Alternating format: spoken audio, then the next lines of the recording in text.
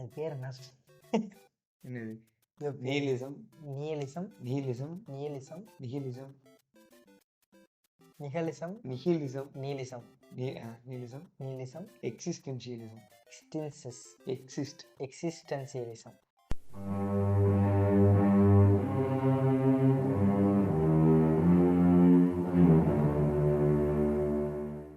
So வணக்கம் நேயர்களே, நீங்கள் பார்த்து கொண்டிருப்பது மூடர் மூளை. நான் உங்கள் கிருஷ்ணா. யோகேஷ். நேற்று, அதாவது பிப்ரவரி 4ஆம் தேதி அன்னைக்கு எனக்கு பிறந்த நாள். நேத்துனா புதன்கிழமை. அது எதுக்கு?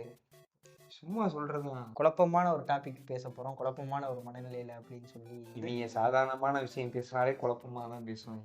குழப்பமான விஷயம் வேற எடுத்திருக்காங்களா அப்படின்னு நினைச்சிங்கன்னா எஸ், ஆமா, ஒன்றும் இல்லை. நிகிலிசம், எக்ஸிஸ்டென்ஷியலிசம் அப்படின்னு சொல்லி ரெண்டு ஒரு அதை கான்செப்ட், ஃபிலாசபி, இல்லை பர்சனாலிட்டி, ஐடியாலஜி, அது என்னவா வேணால் எடுத்துக்கலாம். ஆக்சுவலாக இந்த ரெண்டு இலவையும் என் மண்டைக்குள்ளே பூத்துறதுக்கே இவ்வளோ நேரம் ஆச்சு. இவ்வளோ நேரம் உட்காந்து எக்ஸ்பிளைன் பண்ணிக்கிட்டு இருந்தாங்க. ஒரு மிஸ்கின் பேய்கிட்ட உட்காந்து பேசிக்கிட்டு இருப்பாப்புல, இல்லை இதுதான் இப்படி தான் பேய் பேட்னு உட்காந்து பேசி அந்த மாதிரி உட்காந்து இவ்வளோ நேரம் இதுதான், இது பேர் தான் வந்து நிஹிலிசம், இதுக்கு பேர் தான் வந்து எக்ஸிஸ்டென்சியலிசம். அதை பற்றி தான் இந்த வீடியோ. முதல்ல இந்த விஷயம் வந்து, இந்த ஐடியா வந்து இவர் தான், யோகேஷ் தான் வந்து ட்வீட் வரும்போது இது எங்கேருந்து கிடச்சிது, என்ன இவனே இது அப்படின்னு சொல்லி கேட்டேன். கேட்கும்போது தான் அவன் ஒரு விஷயம் சொன்னான், எங்கேருந்து கிடச்சிது. யூசி ஃபிலாசபின்னு சொல்லிட்டு இந்த அக்கௌண்ட்டு இன்ஸ்டாகிராமில் UZI.philosophy ஸ்க்ரீன்ஷாட் கீழே போடுவேன், அதை பார்த்து. இந்த அக்கௌண்ட்டில் ஒரு போஸ்ட் பார்த்தப்போ, ரேண்டமாக இன்ஸ்டாவில் வந்து எக்ஸ்ப்ளோரில் வந்தப்போ பார்த்தப்போ அதில் நீலிசம் அப்படின்ற ஒரு வார்த்தை இருந்தது. இதை பார்க்கும்போது மக்களுக்கெல்லாம் ஒரு கேள்வி வந்து, நீ வந்து அதிகமாக இன்ஸ்டாகிராம் யூஸ் பண்ணுற என்ன பண்ணுறது, எல்லா மனிதர்கள் மாதிரி தான். நீலிசம்னு சொல்லிட்டு அதில் ஒரு வார்த்தையை பார்த்தேன். அந்த நீலிசம் வந்து எங்கடா ஒரு மாதிரி வித்தியாசமாக இருந்தது. இது ஒன்று கஃப்கா தஸ்தோஸ்கி நுழையில அவங்களுடைய ஃப்ரான்ஸ் கஃப்கா, ஃபியோடோர் தஸ்தோஸ்கியோட ஏதோ ஒரு ஃபிலாசபியில் அதை எக்ஸ்பிளைன் பண்ணுற எக்ஸ்ப்ளனேஷனில் அந்த வார்த்தை இருந்தது. சரி. ஸோ அதை என்னன்னு நான் போயிட்டு கூகுள் பண்ணப்போ நீலிசம் பற்றி தெரிய வந்தது. நீலிசமோட எக்ஸாக்ட் ஆப்போசிட்டாக எக்ஸிஸ்டென்ஷியலிசம் பற்றி தெரிய வந்தது. ஸோ இன்ட்ரெஸ்டிங்காக ஃபீல் ஆச்சு. அதனால் மூடர் மூளைக்கு ஷேர் பண்ணலாம். ரொம்ப நேரமாக அதையே சொல்லிகிட்டே இருக்கீங்களடா, அது எப்படின்னா என்ன அப்படின்னு கேட்டால், எக்ஸிஸ்டென்சியலிசம் வந்து எந்த மாதிரி, எக்ஸிஸ்டென்சியலிசம் வந்து எந்த மாதிரினா, மக்களே இப்போ ஒரு ஆப்டிமிஸ்டிக்கான ஒரு மனநிலை இருக்குன்னு வைங்களேன், மனநிலை தாண்டி அதுதான் சொல்கிறேன். ஆப்டிமிஸ்டிக்கான ஒரு மனநிலை வந்து கொஞ்சம் சைக்குக்கு வந்து அந்த ஒரு ஆப்டிமிஸ்டிக்கான மனநிலை இருந்தால் எந்த மாதிரியான ஒரு எக்ஸ்ட்ரீமில் இருக்குமோ அதுதான் வந்து இந்த எக்ஸிஸ்டென்சியலிசம் அப்படிங்கிற மாதிரி சொல்லப்படுது. என்ன அப்படின்னா, இவ்வளோ நேரம் எனக்கு புரிய வச்சுக்கிட்டு இருந்தான், எனக்கு புரிஞ்சதை நான் சொல்கிறேன், உங்களுக்கு வந்து குறுக்கிடுங்க. ஆமாம், குறுக்கிடுங்க. போய் ஆக்சிடென்ட் ஆகிடுச்சுன்னு வைங்க, என்னமோ என் வாழ்க்கையில் நடந்த ஒரு விஷயத்த சொல்கிறேன். ஆக்சிடென்ட் ஆகிடுச்சு. அந்த ஆக்சிடென்ட்னால ஒரு சில விஷயங்கள்லாம், நல்ல விஷயங்கள், அப்பாடா நல்ல வேலை எனக்கு ஆக்சிடென்ட் ஆச்சு, இல்லைன்னா இதெல்லாம் நடந்திருக்காது பாருங்க அப்படிங்கிற மாதிரி. என்ன நடந்தது ஆக்சிடென்ட் ஆனாலும் உங்களுக்கு ரிப்பீட்டிவாக இருக்கும், அதனால நான் அதை தவிர்த்துட்டேன். இன்ஜினியரிங்க. ஆமாம், சும்மா மேலோட்டமாக சொல்ல, எனக்கே ஹிட் ஆகல, எப்படி கனெக்ட் பண்ணுறீங்க. நல்ல வேலை அது நடந்ததுனால தானே இது நடந்திருக்கு அப்படிங்கிற மாதிரி. ஆக்சிடென்ட் ஆனதான் விஸ்காமத்தியா சம்மந்தமே இல்லை, அதுவும் ஒரு காரணம். ஓகே, அதுவும் ஒரு காரணம். சரி சொல்லுங்க. அந்த மாதிரி நல்ல வேலை இது நடந்தனால தான் இது நடந்துச்சு, மூஞ்சி போனதுனால தானே விஸ்காம் எடுத்து அந்த மோசமான ஒரு சூழ்நிலையாக இருக்கலாம், இல்லை மோசமான ஒரு விஷயமா இருக்கலாம், அது கூட நல்லதுக்கு தான், அது கூட ஒரு வகையான உணர்தலுக்கு தான், நம்மளுக்கு வந்து உணர்த்துறதுக்கு தான் இந்த விஷயம் வந்து நடக்குது. எல்லா விஷயத்தையும் வந்து இந்த மாதிரி மீனிங்ஃபுல்லாக இதுக்கு ஒரு காரணம் இருக்கும் அப்படின்னு பார்க்கக்கூடிய ஆட்கள் தான் இந்த யாரு எக்ஸிஸ்டென்ஷியலிசம் ஐடியாலஜியாக வச்சுட்டு இருக்கோம், அவங்களுக்கே தெரியாமல் அவங்க வச்சுட்டு இருக்காங்க. ஆமாம், அதாவது இது பேசிக்காக எப்படி சொல்லலாம்னா, நம்ம ரெண்டு பேரும் ஒரே கலர் செட்டப் போட்டிருக்கோம், அப்போ இது லவ் தானே ஜெசி, இந்த ஒரு ஃபேமஸான ஒரு மீம் டெம்ப்ளேட் தான். சிம்பிள் எக்ஸாம்பிள் மாதிரி, ஆக்சுவல் எக்ஸாம்பிள் கிடையாது, பட் இதை இப்படி சொல்கிறப்போ உங்களுக்கு ஒரு ஐடியா கிடைக்கும். திங் இஸ் கோஇன்சிடென்ஸ் அப்படிங்கிறத வந்து ஒரு இப்போ நான் வந்து இந்த செருப்புக்கு பதில் அந்த செருப்பு போடுறது ஏன் என்னமோ இது ஏதோ இங்கேயோ ஒன்று நாளும் இதை நம்ம போட்டு போகிறோங்கிற மாதிரியான ஒரு ஐடியா இருக்கு. நீலிசம்குள்ளே வந்தோம்னா இவங்களுக்கு அப்படியே ஆப்போசிட் தான். என்னோட பர்சனல் ஒப்பீனியன் இந்த எக்ஸிஸ்டென்ஷியலிசம் எவ்வளவோ பரவாயில்ல, நீலிசம் கம்பேர் பண்றப்ப ஒன்றும் இல்லை, இவங்க கொஞ்சம் நிம்மதியா இருப்பாங்க எதா இருந்தாலும். தன்னை ஏமாத்திட்டு அட்லீஸ்ட் நிம்மதியாவது இருப்பாங்க. இவங்க ரியலிஸ்டிக் பர்சன் இருக்கானுங்கள, இவனுங்க எப்படி அப்படின்னு கேட்டீங்கன்னா, எதையுமே நம்ப மாட்டானுங்க. எதையுமே. எதையுமே நம்ப மாட்டானுங்க. வாழ்க்கைங்கிறதே மீனிங்லெஸ். இப்போ நான் வந்துட்டு என்ன சொல்றது? நான் இப்போ கஷ்டப்பட்டு நான் இந்த சென்ஸ் வந்து நான் இப்போ இந்த நான் மூடர் மூளை ஒண்ணு பண்றேன். மூடர் மூளைய பெருசா எடுத்துட்டு போணும்னு நெனைக்கிறேன். அதுக்காக நான் வீடியோஸ் பண்றேன். அப்படி இருக்கட்டும், இல்ல வேற விதமா நான் ப்ரொமோட் பண்றேன்னா இருக்கட்டும், இது ஒண்ணு. இல்ல இன்னொரு பக்கம் நான் சினிமாவுக்கு பயங்கரமா ட்ரை பண்ணேன். ஏன்னா எனக்கு சினிமா ரொம்ப பிடிக்கும். அதுக்கு நான் எதா பண்ணணும்னு நெனைக்கிறேன். இல்ல எனக்கு என்ன நான் ஃபேம் பண்ணிக்கிறதுக்காக நான் சினிமாவுக்குள்ள வரேன். நான் அது படம் பண்ணணும்னு நெனைக்கிறேன். இந்த மாரி ஒரு பேஷன் ரிலேட்டடா ஒண்ணா இருக்கட்டும். இல்ல நான் எனக்கு ஒரு பொண்ண ரொம்ப புடிச்சிருக்கு. நான் அவள லவ் பண்றேன். அவளுக்காக நான் சொல்லவே இல்ல. உதாரணத்துக்கு பொண்ண ரொம்ப புடிச்சிருக்கு. நான் அவள லவ் பண்றேன். அவளுக்கு ஏதோ ஒண்ணு பண்றேன் அப்படிங்கிறதோ, இல்ல என் ஃபேமிலிய புடிச்சிருக்கு. என் ஃபேமிலிக்காக ஏதோ பண்ணணும். இந்த மாரி விஷயங்கள் இருக்குல்ல. ஏன்டா பண்றீங்க? அதுல என்னடா கிடைக்குது? அப்படிங்கிற ஒரு மனநிலையில இருக்கக்கூடியவங்க தான் நியலிஸ்டிக். ஆமா. ஏன்? அப்படிங்கிற ஒரு கேள்வி எல்லாத்துக்குமே அந்த ஏங்கிற கேள்வி வந்து வரும். அதாவது எதுவுமே இப்போ ஒரு விஷயம் நம்ம பண்றோம் அப்படின்னா, அது மூலமா நமக்கு ஏதோ ஒரு விதத்துல ஒரு ப்ளஷரோ, ஒரு ஹையோ, ஒரு சாட்டிஸ்ஃபேக்ஷனோ இந்த மாரி ஏதோ ஒரு பாயிண்ட்டுக்காக தான் நம்ம பண்றோம். அதாவது இப்போ நம்ம வேலைக்கு போறோம்னா, எதுக்கு போறோம்? சாப்பாட்டுக்கு போறோம். அந்த மாரி இல்லாம, நம்ம சோலா கனெக்ட் பண்ணிக்கிறதுக்கு ஒரு விஷயம் இருக்கும். நம்ம வேலைக்கு போறோம், சம்பளம் வருது, அதுல சாப்பிடுறோம், அத செலவு பண்றோம், வீட்டுக்கு வாடகை குடுக்குறோம். இது இல்ல நான் சொல்ல வர மேட்ரு. நான் சொல்ல வர மேட்ரு என்னன்னா, நம்ம மன நிம்மதிக்காக ஏதோ ஒண்ணு பண்ணுவோம்ல. பேசிக்கா நான் என்ன சொல்றேன்னா, சிம்பிளா நம்ம ஒரு பாட்டு கேட்கிறோம், படம் பார்க்குறோம்னாலே சொல்றேன். அது ஏன் பண்றோம் அப்படின்றப்ப, அந்த டைம்ல நம்ம கொஞ்சம் ரிலாக்ஸ்டா ஆகுறது. எனக்கு தெரிஞ்ச ஆட்கள்லாம் ஒரு சில பேர் இருக்காங்க. படம் பார்க்குறேன். படமே வந்து அவைங்க அவ்வளோக்கா பார்த்துருக்க மாட்டாங்க. ஏதாவது ரேரா டிவில சும்மா அவைங்க ஃபேமிலியோட உட்காந்து பார்க்கும்போதெல்லாம் பார்த்துருப்பாங்க. அவங்க கிட்டலாம் நான் கேட்கும்போது எப்படி இப்போ நம்ம இருக்கோம்ல, நான் படமே அவ்வளோக்கா பார்த்ததில்லன்னு ஒருத்தன் சொன்னான்னா எனக்கு என்னங்க குகைக்குள்ள இருந்து இப்போ தான் வந்தீங்களா? அப்படின்னு கேட்குற மாரி இருக்கும்ல. ஸோ அவங்கள்ட்ட ஆச்சரியமா நான் வந்து கேட்கும்போது, என்ன இப்படி சொல்றீங்க? அப்ப படம் என்னதான் பண்ணுவீங்க? படம் பார்த்தது இல்லையா? அப்ப படமே எதுவும் பார்த்தது இல்லையா சின்ன வயசுல? ஆமா. அது பார்த்து என்ன கிடைக்குது? சும்மா படம் பார்க்குற டைம்ல உருப்படியா வேற ஏதாவது பண்ணிட்டு போலாம். உருப்படியா வேற என்ன அந்த சந்தானம் தான். இல்ல அதுதான். உருப்படியா வேற ஏதாவது பண்ணிட்டு போலாம். உருப்படியா வேற என்ன பண்ணுவீங்க? அப்படின்னா, சும்மா உப்பு எதுலயுமே உங்களுக்கு வந்து இந்த இந்த ஈடுபாடு. இந்த ஹையோ இல்ல சாட்டிஸ்ஃபேக்ஷன் திருப்தியே இருக்காது. என்ன பண்ணாலும் அவங்களுக்கு திருப்தியா இருக்காது.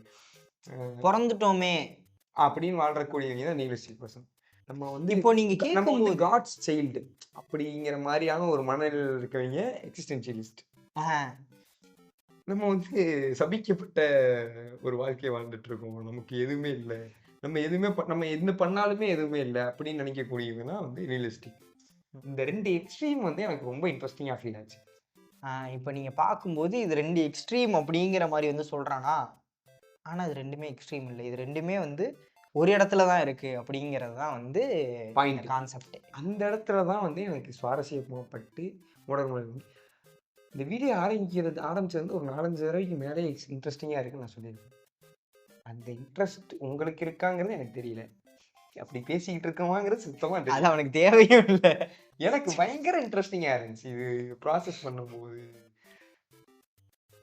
நமக்குள்ள போட்டு பார்க்குறப்ப, நமக்குள்ள இருக்குங்கிற மாரியான மேட்டரா இருக்கட்டும். இந்த இஞ்ஞாங் இந்த மாரி எல்லா விஷயமுமே பயங்கரமான ஒரு சுவாரஸ்யமா இருக்கும். அந்த மோட்ல இருக்கான்.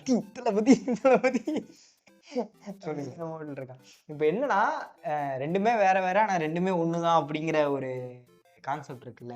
எப்படி ஒண்ணா இருக்கு அப்படின்னு பார்த்தீங்கன்னா, உங்க எல்லாருக்குள்ளயுமே இல்ல உங்க எல்லாரும் இல்ல. நம்ம எல்லாருக்குள்ளயுமே வந்து இந்த ஒரு இவரு தனியா ஒரு ஏலியன். இவரு வந்து நமக்கு சொல்லிக் குடுக்குறதுக்காக, நமக்கு உணர்த்துறதுக்காக நான் திருத்திட்டேன். வேற கிரகம் இல்ல. வேற பரிமாணம். கேலக்ஸில இருந்து பரிமாணம். தவ்வி இங்க வந்து நமக்கு உணர்த்துறதுக்காக ஜீசஸ் மாரி கடவுளால் அனுப்பப்பட்ட ஒரு ஆள். சரி என்னமோ சொல்லிட்டு இருந்தேன்டா. ஏன்டா இப்படி பண்ற? நீங்க எல்லாரும்.